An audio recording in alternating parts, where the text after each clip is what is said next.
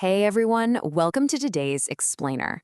If you're trying to figure out what the actual future of regional economic growth looks like, well, you are definitely in the right place. Today, we're breaking down a seriously fascinating model coming straight out of Indonesia. It's called Koperashe Borneo Makmur Lojanawi, or KBML for short. Now, this isn't your granddad's community organization. We're talking about a highly modernized, digital-first, green engine that's specifically built to drive massive economic empowerment all across the region of Kalimantan. Okay, let's dive right into this. It's a pretty compelling question, isn't it? For decades, cooperative organizations have been the absolute bedrock of local economies.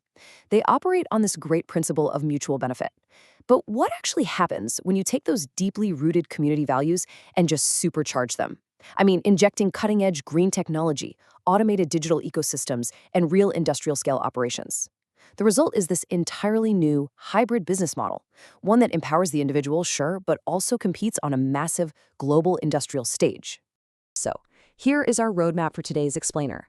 We'll be covering 1. The vision of Borneo Makmur Lojanawi. 2. The cooperative's digital ecosystem. 3. Business model and partnerships. 4. Green innovation and sustainability. 5. Roadmap to 2029. And finally, 6. How to become a member. All right, kicking things off with Section 1, the vision of Borneo Makmur Lojanawi. To really grasp how this cooperative functions, we first have to understand the powerful geographical and cultural identity that's just baked right into its DNA.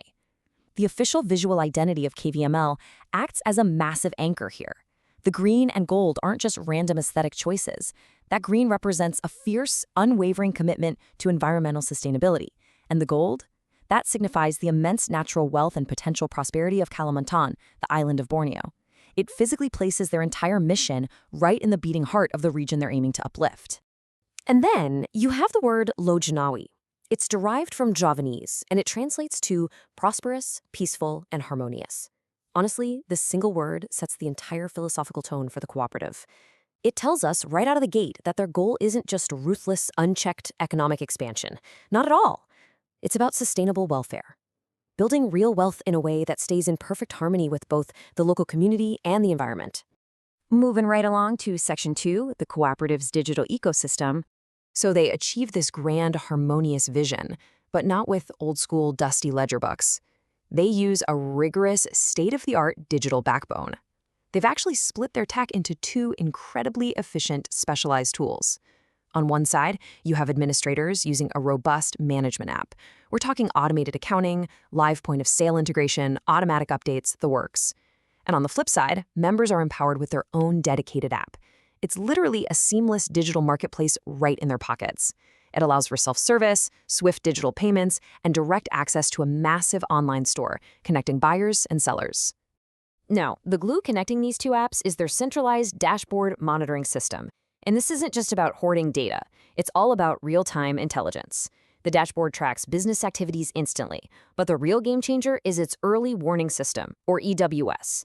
Think about it. If there's even a minor hiccup in the supply chain or some weird anomaly in the financials, the EWS detects those hurdles the exact moment they happen. Management can pivot immediately. No waiting around for end-of-month reports. Next up, Section 3, Business Model and Partnerships. Okay, so they have the vision and they clearly have the tech, but how do they actually make money? Basically, they function as a massive risk-managed aggregator. And I want you to focus on the number 24 for a second, because this number represents the sheer, mind-boggling scale of what we are talking about here. KBML doesn't just hold one or two basic operational licenses. They hold 24 distinct KBLI business licenses. That's Indonesia's standard industrial classification, by the way. And it spans across multiple heavy-hitting industries. Having 24 licenses rapidly expands their operational footprint. They go from agriculture, think hybrid rice farming and cattle breeding, all the way into massive sectors like gold and coal mining, the palm oil industry, and advanced waste management. By diversifying across all these key sectors, they're proving to the market that this is a highly modernized industrial-scale beast capable of absorbing shocks and capturing value across the entire supply chain. But let's be real, you can't run a 24-sector empire totally alone. KBML leverages a really impressive roster of strategic partners. We are talking top-tier collaborations here, government ministries for energy and agriculture, the National Police and Military for structural oversight, the National Nutrition Agency for food security, and even prominent ESG foundations. These partnerships are absolutely crucial. They ensure that every single commercial project the cooperative touches is legally sound, highly bankable, and totally compliant with strict environmental, social, and governance standards. Which brings us perfectly to Section 4, Green Innovation and Sustainability. Now, all that massive digital and business scale, it actually translates into tangible, real-world green technology. Check out one of their standout environmental programs, the Waste-to-Profit Chemical Recycling Process. It's a brilliant step-by-step operation. First, they sort organic municipal waste just to isolate used cooking oil, the stuff that typically chokes up local waterways. Then they run it through a specialized purification installation to strip out all the impurities, and the final output? High-grade liquid fuel. They are literally taking civic waste and turning it into a profitable, sustainable energy source. It's fantastic. But they certainly don't stop at just cooking oil. The whole ecosystem is designed so absolutely nothing goes to waste. Leftover coconut husks, pressed into eco-friendly plant pots and ropes.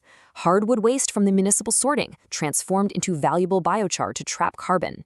And the solid organic waste is processed in anaerobic digesters to create biogas and high-quality fertilizer. They've practically mastered the art of turning everyday agricultural and municipal byproducts into high-value environmental assets. Even the way they move around reflects this ethos. Just look at the design elements of their Green Explorer electric vehicle motorbike. It's this perfect marriage of cutting-edge battery electric tech and deep local wisdom. The design actually features traditional Dayak shields, symbolizing operational strength, and the native Engong bird, which represents leadership. You combine that with visual accents honoring the palm and mining sectors they operate in, and you've got a literal rolling testament to their green, community-first identity. All right, let's look ahead. Section 5, Roadmap to 2029. So, how does all of this build into their ultimate long-term strategy? Well, they aren't trying to boil the ocean and do everything at once. It's a very phased, highly disciplined approach. Starting in 2025, the focus is 100% on trading pure raw materials, just building up capital and supply chain relationships. By 2026 and 2027, they level up, transitioning into adding value by trading semi-finished goods. Then, 2028 is all about a massive technological upgrade for their post-harvest processing. All of this clear, forward momentum culminates in 2029, where they aim to achieve full industrialization and establish a robust local fabrication engine through their integrated platform, KMP Borneo ID. Finally, Section 6, How to Become a Member. So, where do you fit into this grand ecosystem? What is truly remarkable here is how incredibly inclusive their structure is. They've broken membership down into 8 distinct categories, pretty much ensuring everyone has a seat at the table. Whether you're an academic, a small business owner, or a corporate legal entity, there's a tier built for you. But here is the crucial part. The entry point for local farmers, fishermen, and everyday individual households is set at just 200,000 rupiah. It's highly accessible. This ensures the very people who stand to benefit most from this massive infrastructure can actually afford to get involved. And that leaves us with one final provocative question to ponder. Are you ready to be part of the ecosystem? Because Koperasi Borneo Makmur Lojanawi is proving something really special. When you combine the grassroots power of a traditional cooperative with the absolute scale of a digital green industrial aggregator, you don't just create another business. You create a bona fide movement for sustainable prosperity. Thank you so much for joining me on this explainer. Keep learning, keep exploring, and I'll absolutely catch you on the next one.